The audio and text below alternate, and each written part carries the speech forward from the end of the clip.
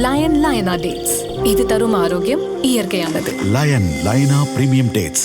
717 மதுபான சில்லறை விற்பனை கடைகள் மூடல். சார், கேப் ஆட்டோ பைக்குன்னா ரெட் டாக்ஸி மட்டும்தான். ஐபிசி தமிழ் நேயர்களுக்கு வணக்கம். இன்றைய சிறப்பு நேர்காணலில் நம்மோடு இணைந்திருக்கிறார் டெல்லியிலிருந்து டெல்லி ராஜகோபாலன் அவர்கள். வணக்கம். வணக்கம், நமஸ்காரம். 31வது தென் மாநில முதலமைச்சர்கள் மாநாடு நடந்து முடிஞ்சிருக்கு. விஜய் அவர்கள் பேசின விஷயத்தையும் நீங்க பார்த்திருப்பீங்க. நேற்றைய இரவு அமித்ஷாவும் விஜய் அவர்களும் கிட்டத்தட்ட ஒரு 50 நிமிஷம் பேசியிருக்கிறதா தகவல்லாம் வந்துட்டு இருக்கு. 1 மணி நேரம் பேசியிருக்கிறதா தகவலாம் வந்துட்டு இருக்கு. நேற்று இரவுல ஹிந்தில இருந்தே பேசியிருக்காங்க. ஹிந்தியில. ஓகே, நேற்று இரவுல இருந்தே நம்ம ஸ்டார்ட் பண்ணுவோம். என்ன பேசப்பட்டது, என்ன உங்களுக்கு இன்புட்ஸ் கிடைச்சிருக்கு, என்ன அமித்ஷா ஆபீஸ் உங்களுக்கு தகவலா சொன்னாங்க?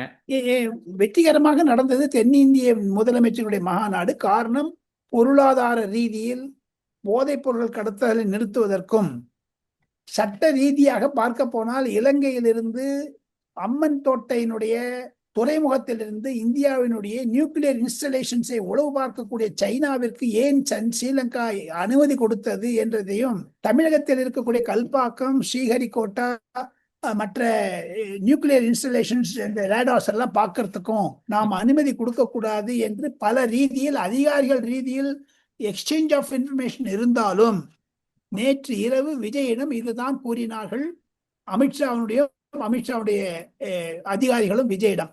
ஒன்று. இரண்டாவது, கடந்த 3 மாதங்களில் நிர்மலா சீதாராமனை பிரதமரையும் சந்தித்த விஜய் அவர்கள் அமித்ஷாவை பார்த்த பிறகு, பேசிய பிறகு, இன்று காலையில் அவருடைய மன மாற்றமோ அல்லது அதாவது கர்நாடகா வாய்ஸ் அந்த தண்ணி கொடுக்கலைங்கிறத வச்சுட்டும் கர்நாடகா முதலமைச்சர் பேசியதை வைத்து கொண்டும் பார்த்தால் எனக்கென்னும் அரசியல் ரீதியாக இன்று விஜயனுடைய ஸ்டேட்மெண்ட் சட்டசபை தீர்மானத்திற்கு எதிராக போகிறதோ டீலிமிட்டேஷன் என்ற அச்சம் கூட எனக்கு வருகிறது.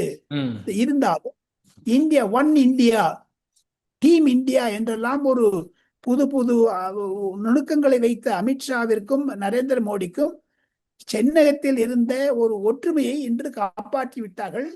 குறிப்பாக மு.க. ஸ்டாலின் கடந்த 22ஆம் வருடத்திற்கு கேரளாவிற்கு போகாதிருந்ததிலிருந்து இன்று முதலமைச்சர் விஜய் அவர்கள் சென்டரோட மோதல் போக்கை தவிர்த்ததனால் மத்திய அரசாங்கம் எந்த அமௌண்ட் போயின்னு கை கொடுக்க தயார். தமிழக அரசாங்கம் நிதி மூலமாகவும், ராணுவ மீதுமாகவும், உள்துறை பாதுகாப்பு மூலமாகவும் ஒரு கம்ப்ளீட்லி ஒரு அண்டர்ஸ்டாண்டோட இந்த அரசாங்கம் மத்திய அரசாங்கத்தோட பயணிக்க போகுது அப்படின்னு நம்ம புரிஞ்சுக்கலாம்.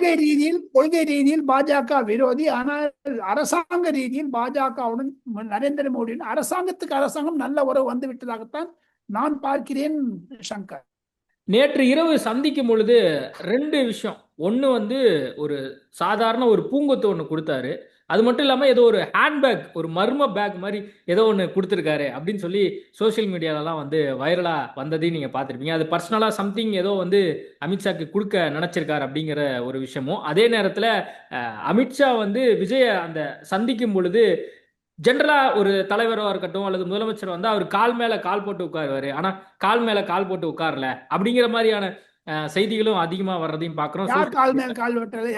அமித்ஷா ஜென்ரலா ஒருத்தரை மீட் பண்றாருன்னா கால் மேல கால் போடுவாரு, ஆனா விஜயை சந்திக்கும் போது கால் போடல அப்படிங்கிற மாதிரியும். அதே நேரத்துல அந்த மர்ம பேக் ஏதோ விஜய் பர்சனலா ஏதோ அமித்ஷாக்கு கொடுக்க நினைச்சிருக்கார். அந்த பேக் அதற்கு ஒரு திமுக எம்பி என்னிடம் சொன்னார் சற்று முன்னதாக, அந்த தோழமை கட்சிகள் திமுகவிலிருந்து வெளியே வந்தால் சோஃபா, வெற்றி பெற்ற பிறகு அனைத்து எம்எல்ஏக்களுக்கும் கார், அமித்ஷாவிற்கு சூட்கேஸ் என்று திமுக வர்ணித்தாலும் அந்த ரகசிய பெட்டியில் பேண்டராக்ஸ் பாக்ஸில் என்ன இருக்கிறது என்று கேட்டால், ரகசியம் காங்கிரசிடமிருந்து திமுகவை பிரித்தாலோ என்னவோ தாவேக்காவிலிருந்து காங்கிரஸ் வெளிவரக்கூடிய நேரம் வந்து விட்டதாகத்தான் நான் கருதுகிறேன். நீங்க இந்த டீலிமிட்டேஷன் பத்தி நீங்க சொன்னீங்க. டீலிமிட்டேஷன் குறித்து ஒரு இரட்டை நிலைப்பாடு இருக்கிறதோ அப்படிங்கிற ஒரு கேள்வியும் சந்தேகமும் இருக்கிறதா சொன்னீங்க.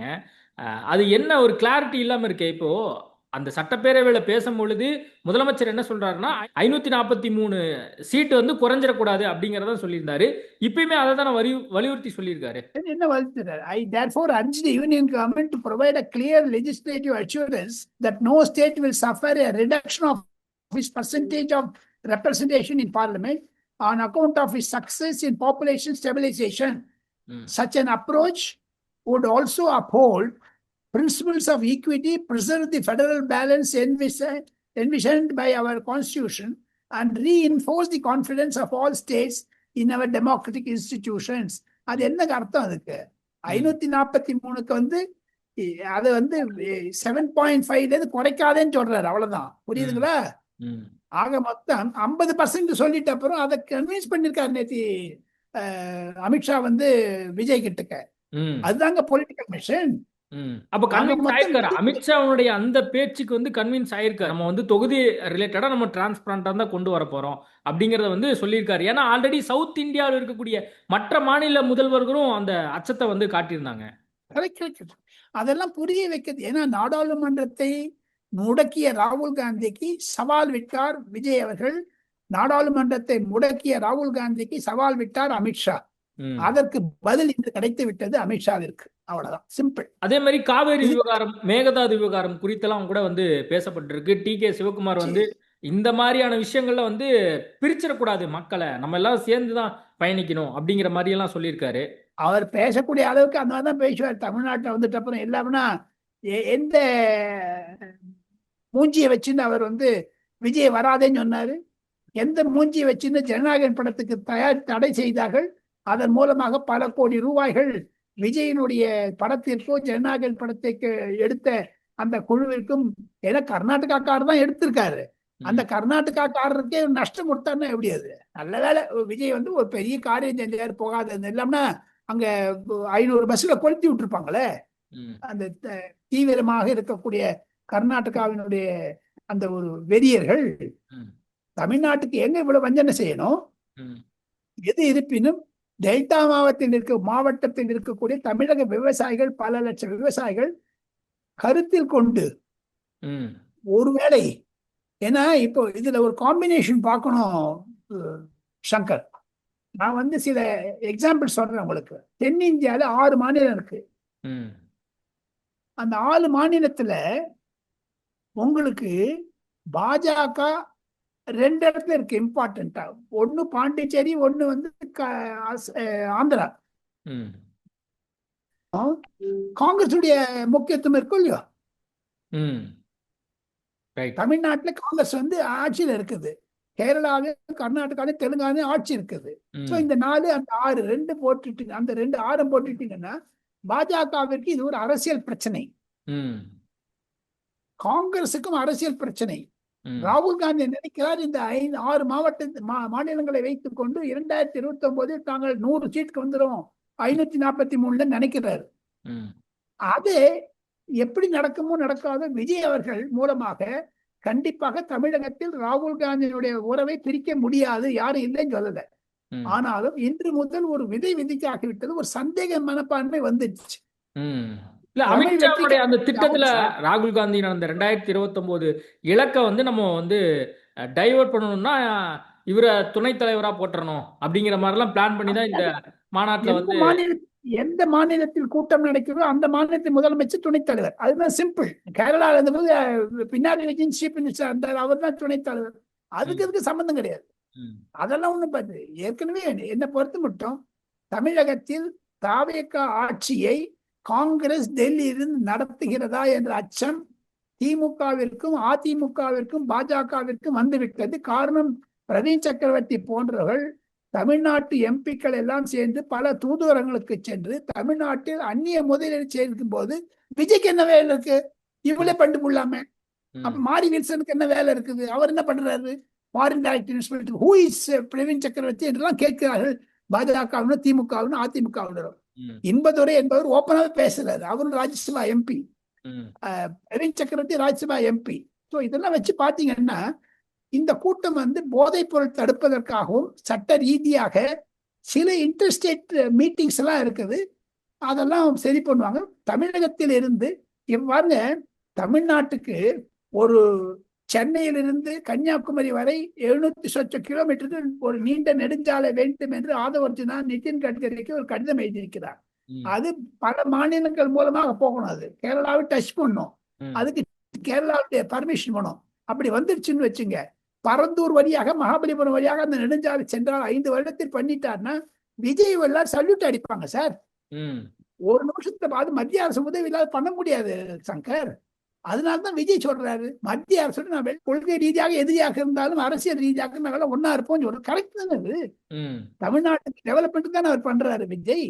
நான் என்ன பொறுத்து மாநாட்டுல விஜய் வந்து சில விஷயங்கள் குறித்து பேசியிருக்காரு. பெங்களூர் மெட்ரோவை ஒசூர் வரை நீடிக்க வேண்டும் அப்படின்னு வந்து சொல்லியிருக்காரு. நீட் தேர்விலிருந்து தமிழ்நாட்டுக்கு விலக்கு அளிக்கணும். மாநில ஒதுக்கீடு இடங்களுக்கு +2 மதிப்பெண் அடிப்படையிலேயே மருத்துவ மாணவர் சேர்க்கை நடைபெற வேண்டும். ஆன்லைன் மருந்து விற்பனை ஒழுங்குபடுத்த வேண்டும். கடல்சார் பொருளாதாரத்தில் புதிய திட்டமிடல் அவசியமாகிறது. தென் மாநிலங்கள் நிதி செலவின சுயாட்சி அதிகாரம் தேவை. முல்லை பெரியாறு அணை வந்து நீர்மட்டத்தை 152 உயர்த்தணும் அப்படிங்கிற மாதிரியான சில விஷயங்கள் குறித்தும் வந்து பேசியிருக்காரு. இந்த கோரிக்கைகளை அரசாங்கம் கன்சிடர் பண்ணுமா? மத்திய அரசாங்கம் ஒண்ணுப்பா 3 கன்சிடர் பண்ண 3 கஷ்டப்படும். இதுல ஹாஃப்வேக்கு வந்துருவாங்களே. அதே மாதிரி கர்நாடகா 5 டிமாண்ட்ஸ் வச்சிருக்காங்களே. ஒவ்வொரு மாநிலமும் 8 டிமாண்ட்ஸ் வச்சிருக்காங்களே. என்னை பொறுத்த மட்டில் மத்திய அரசாங்கத்தில் மிக ஸ்ட்ராங்காக இருக்கக்கூடிய அமித்ஷா போன்ற அமைச்சர்களுக்கு விஜயனுடைய அரசியல் ரீதியாக பார்ப்பது பேசுவது கொண்டது பார்த்தப்பானா, ஏன்னா விஜய் கூட why should BJP engage because they have no MPs. அதனால எம்எல்ஏஸ் இருக்காங்க. ஒரே ஒரு எம்எல்ஏ தான் இருக்காரு பாஜகவுக்கு தமிழ்நாட்டுல.